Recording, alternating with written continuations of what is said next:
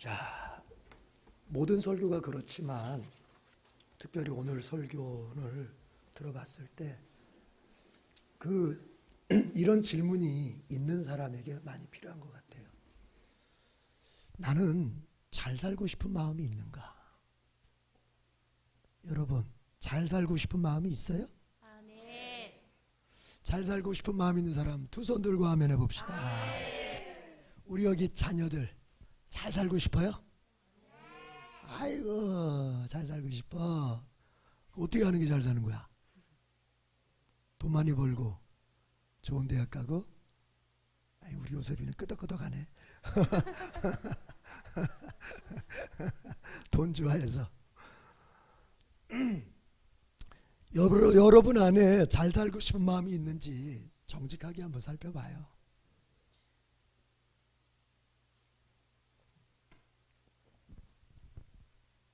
왜냐하면 잘 살고 싶은 그 마음이 이제 실현이 될 때는 반드시 선택이라고 하는 과정을 통과하면서 실현이 되는 거잖아요.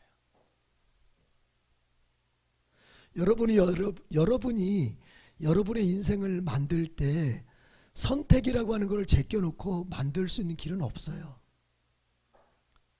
여러분이 무엇을 하든지 여러분의 인생을 만들 때는, 여러분 자신을 만들어갈 때는 선택이라고 하는 것을 반드시 과정을 거쳐서 선택이라고 하는 작업을 통해서 반드시 이뤄가게 돼 있어요. 그래서 먼저는 선택의 스킬, 어떻게 하면 잘 선택할 수 있을까? 어떻게 하면 정말로 내가 합리적이고 그리고 정말 내 미래를 밝게 할 수 있는 그런 선택을 할 수 있을까의 스킬, 기술을 먼저 연마하는 것이 아니라 내 안에, 출발점이 내 안에 있는데 그건 뭐냐? 나는 정말로 잘 살고 싶어 하는 사람인가? 아니, 목사님, 그걸 질문이라고 하세요? 사람은 당연히 잘 살고 싶어 하죠. 잘 살고 싶어 하지 않는 사람이 있나요? 의외로 많습니다. 의외로 많습니다. 그냥 되는 대로 살고, 형편 열리는 대로 살고, 주어진 대로 살고, 내 기질대로 살고, 내 충동대로 살고, 그냥 주어진 환경대로 살다가 가는 거지. 의외로 많습니다.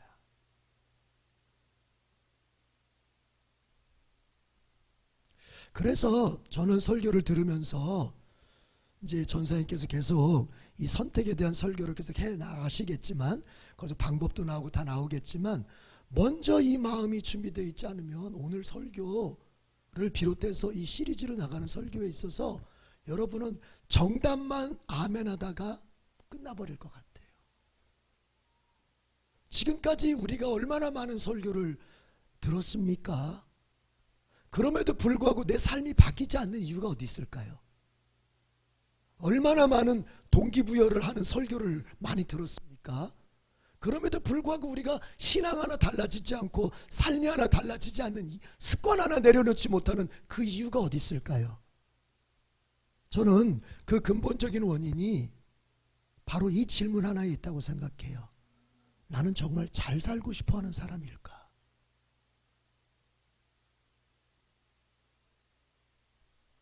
옆 사람 물어봅시다. 당신은 잘 살고 싶어 합니까? 잘 살고 싶어 합니까? 아니면 아니면 될 대로, 되는 대로 되는 대로 살고 싶어 합니까? 살고 싶어 합니까? 아멘. 아멘. 어디에 속하는지 빨리 봐야 돼요. 주님은 살려달라고 매달리는 사람한테 주님이 역사하십니다. 그 살려달라고 매달리는 사람이 바로 어떤 사람들이에요? 잘 살고 싶은 거예요. 잘 살고 싶은데 내 능력으로는 안 되는 거예요. 잘 살고 싶은데 내 힘과 지혜로는 안 되는 거예요. 그러니까 주님께 살려달라고 매달리는 거예요. 주님은 그 사람을 위해서 기적을 베푸시는 거예요. 그 사람을 위해 능력을 베푸는 거예요. 그런데 교회 다니는 사람들 중에서는 보면은 그런 마음이 없는 채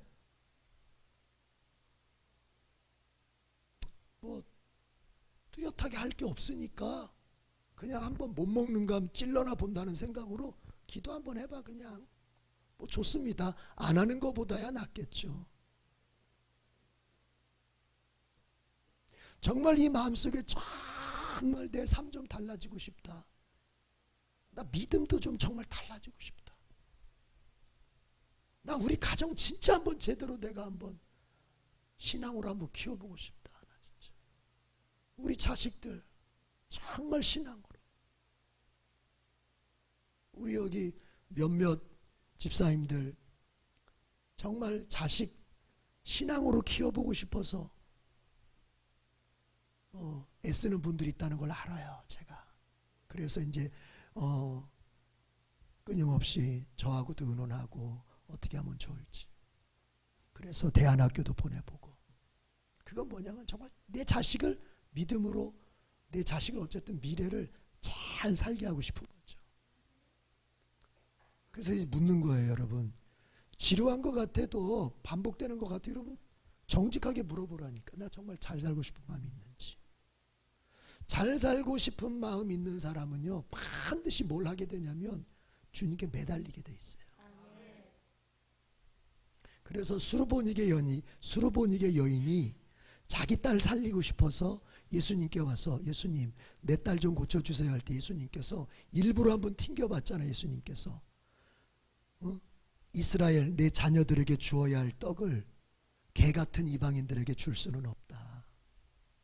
그러니까 그 말 들었으면요, 이 여인이 정말 잘 살고 싶은 마음이 없거나 약한 사람 같으면, 자기 자식을 정말 귀신 들린 자기 자식을 정말 잘 살려내서 정말 내 자식을 살려내고 싶은 마음이 약했거나 없는 사람 같으면 예수님, 아이 치사해라.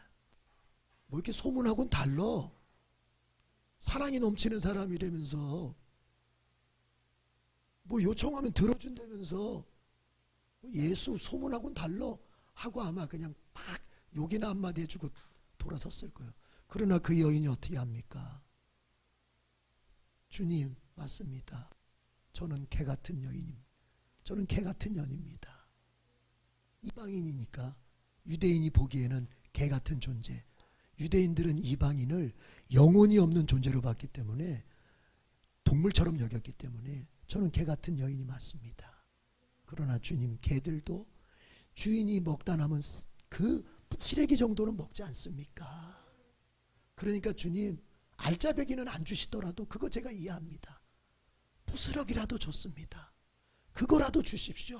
그거라도 먹으면 제가 잘 살 수 있고 제 자식이 고침받고 제 자식도 잘 살 수 있음을 저는 확신합니다. 그러니까 주님이 놀래버리시는 거예요. 주님이 놀라시는 거예요. 네 믿음이 크다. 아멘. 항상 성경은요, 이상하죠? 유대인들에게서는 주님이 믿음을 본 적이 없어요. 유대인들한테서는. 그러니까 백부장의 종을 고쳤을 때, 여러분 다 아시는 얘기. 백부장의 종을 고쳤을 때 그 백부장이, 주님 우리 집에 오시는 거 제가 감당 못합니다. 제가 군대 장교로서 쫄병도 거느려 보고 저의 윗상관도 제가 모셔보니까 제가 압니다. 상관이 쫄병한테 좌로 가 하면 좌로 가, 우로 가면 우로 가, 말 한마디면 된다는 거 제가 압니다. 주님은 천지를 지으신 창조주 하나님이시니까 그냥 말로만 우리 집에 있는 그 아픈 종한테 나으라고 말만 하셔도 나을 줄로 믿습니다. 그냥 명령만 하시면 나을 줄로 믿어요. 그런데 뭐 수고롭게 집에까지 오세요. 그러니까 예수님 놀라셔가지고 하는 말이 뭐예요? 야, 내가 이스라엘 중에서 이만한 믿음을 본 적이 없다. 무슨 말이냐면 이스라엘 사람들 중에서는 이만한 믿음이 없어. 이스라엘 사람들이 어떤 사람들입니까? 우리는 선민이야. 우리는 아브라함의 자손으로서 우리 하나님께 선택받은 사람들이야. 그러니까 우리는 믿음이 있는 사람들이야, 기본적으로. 그런데 그들에게서는 어떤 믿음을 볼 수 없어요. 정말 주님 앞에 죽기 살기로 매달리는 믿음을 본 적이 없어요. 그러니까 제가 묻는 질문이 뭐냐면, 여러분이 대충 신앙생활 하면서 뭐 지금도 잘 살고 있잖아, 뭐 교회 다니면서 이 정도면 됐지. 이 정도인지, 아니면 주님 정말로 저도 그렇고 제 자식도 그렇고 지금 이렇게 살아서는 안 되겠어요. 여기 정말 뭔가 획기적인 변화가 있어야 되겠어요. 그런데 그 변화를 제 능력으로는 일으킬 수가 없어요. 좀 도와주세요. 이 갈망이 여러분 안에 있냔 말이에요. 다시 한번 물어보겠습니다. 옆 사람한테 너는 있냐? 너는 그 갈망이 있냐? 있어요? 오늘 그 사람에게 주님이 역사하십니다. 있어도 좋고 없어도 좋고 주님이 도와주시면 쉽게 빠르게 되는 거고 안 도와주시면 나는 주님이 안 도와주시면 또다시 나는 나 나름대로 방법이 있어 하는 사람에게는 주님의 역사가 오늘 나타나지 않습니다. 자기 나름대로의 방법을 가지고 있으면서 또 하나의 방법으로서 주님을 이용하는 사람은 역사가 없습니다. 벼랑 끝에 서 있는 사람, 나로서는 방법이 없습니다. 나는요 살아보니까 우리 이삭이 요셉이를요 내가 가르칠 길이 없어요. 가르칠 방법이 없어요. 내가 해보니까 안 통해. 그래도 다른 자식들은 다른 집 자식들은 그래도 명색의 목사라고 하니까 목사님이니까 말이라도 들어주는데 우리 애들은 지들한테는 내가 목사가 아니고 그냥 아빠야.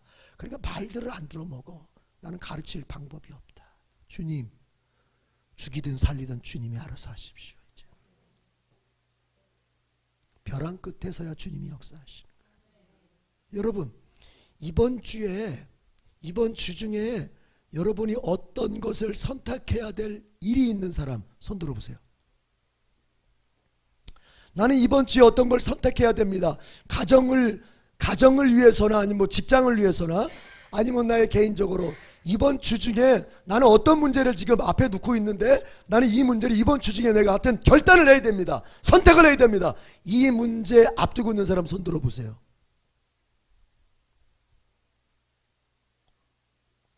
자 내리세요. 딱 한 사람 계신데 그러면 여러분은 오늘 설교가 여러분 마음속에 전혀 와닿지 않았다는 얘기예요.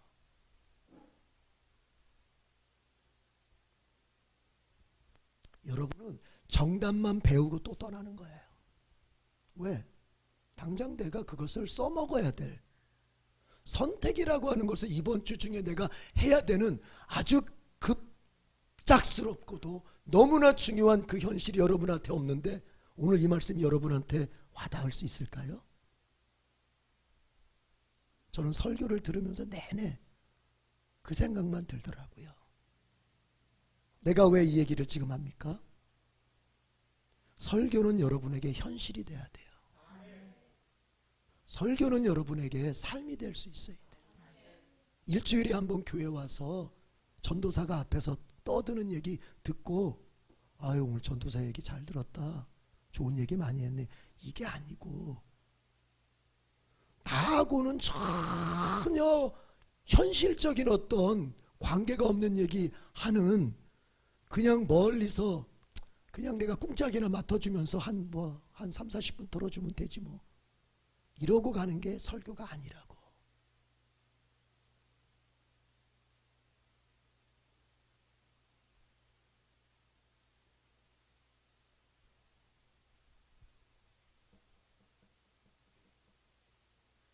우리 그 애들이 있는 학교에서 그 존 파이퍼 목사님 인생을 낭비하지 말라 그 설교를 갖다가 영어로 지금 애우고 있다고 그러는데 그래서 그 암송을 좀 시켜게 하려고 제가 그 설교를 들어보니까 그 존 파이퍼 목사 아주 훌륭한 목사님이죠.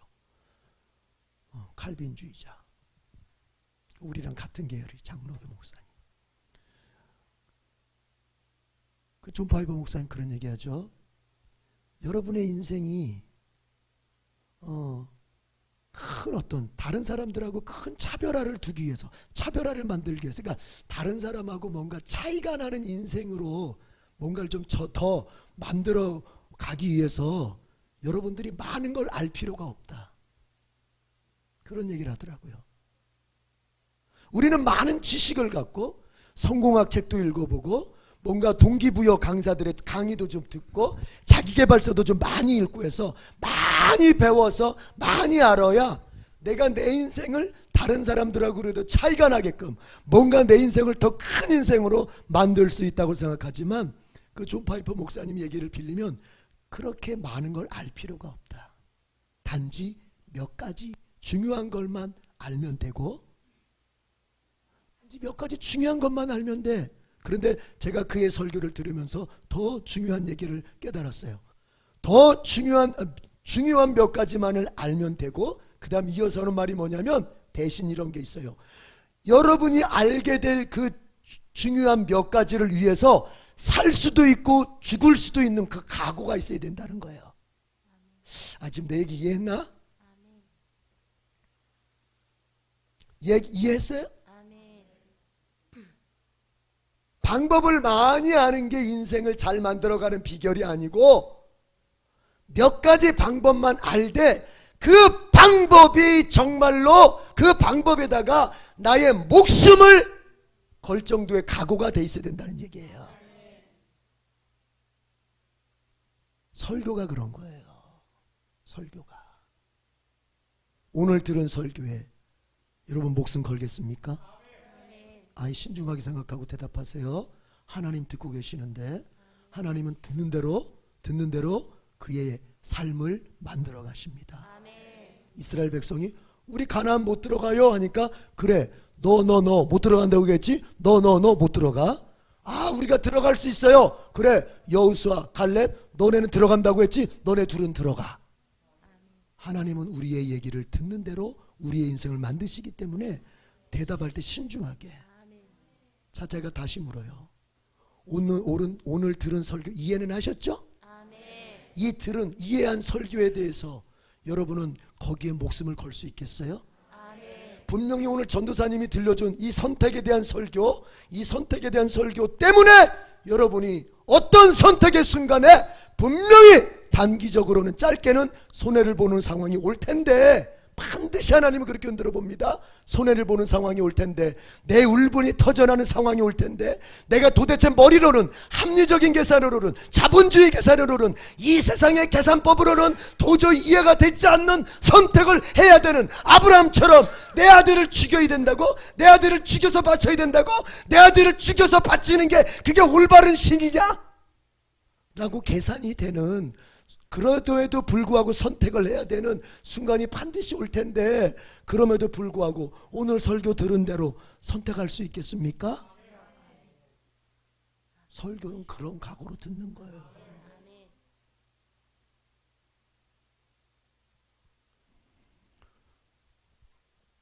이번 주엔 여러분들이 선택할 상황이 없다고 했으니까, 자, 그럼에도 불구하고 크고 작은 선택의 순간을 만났을 때 오늘 전도사님의 설교의 핵심은 여기에 있다고 봅니다. 따라합시다. 예수를 따라 선택하라. 예수를 따라 선택하라. 우리의 모든 선택이 예수를 따라 선택이 이루어질 때, 거기에는 최종 결과적인 면에서는 나에게 복되고 평안하고 잘되는 길이겠지만, 그 과정 중에는 좁은 길을 통과하는 과정이 반드시 있을 것입니다. 여러분이 그걸 선택하려고 보니까 당장의 물질적인 손해를 보거나, 그 선택을 하려다 보니까 내가 목사님한테 가서 내 자존심을 죽여야 되는 선택을 해야 되거나, 내가 그 선택을 하려다 보니까 직장에서 내 자존심을 눌러야 되는 선택을 하게 되거나, 내가 우리 학생들 같으면은 내가 예수님 따라서 선택하려니까 난 지금 공부하기 싫은데, 나 지금 스마트폰 가지고서 좀 놀고 싶은데, 이것을 죽여야 되는 선택을 할 수도 있는 거예요. 자녀들아, 잘 알아들었어? 알아들었어? 선택은 그렇게 하는 거야. 내가 하고 싶은, 예수님 따라 선택하는 거는 내가 지금 하고 싶은 거, 이거 예수님이 원하시는 걸까 묻고, 예수님이 기뻐하시는 것 같아 하면은 그거를 팍 달려들어서 막 악착같이 해야 되고, 예수님 선택이 원하시지 않는 것 같아, 기뻐하시지 않는 것 같아, 그러면 해야 돼요, 안 해야 돼요? 기뻐하시지 않는 것 같아, 안 해야 돼요. 안 해. 그래, 에스더가 훌륭하다. 안 해야 되지. 공부하는 거 예수님이 기뻐하실까, 예수님이 싫어하실까? 기뻐하시는 거예요. 우리 자녀들만 따라합시다. 학생의 사명은 공부다. 하나님이 각자에게 각 시대에 맞게 사명을 주시는데 학창 시절의 사명은 공부하는 거야. 공부하는 거야. 그 공부하는 사명이 이루어지면서 다른 것들이 보조적으로 따라가야 돼. 아멘. 이제부터 열심히 공부해야 돼. 죽도록 공부해야 돼. 우리 가장들의 사명은 가정을 믿음으로 세우는 겁니다. 처자식 먹여 살리는 건 두 번째 사명. 영적 사명이 먼저예요. 애들은요, 공부가 영적 사명이에요? 맞습니다. 저는 그렇게 인정합니다. 우리 애들한테는 무한한 가능성이 있습니다.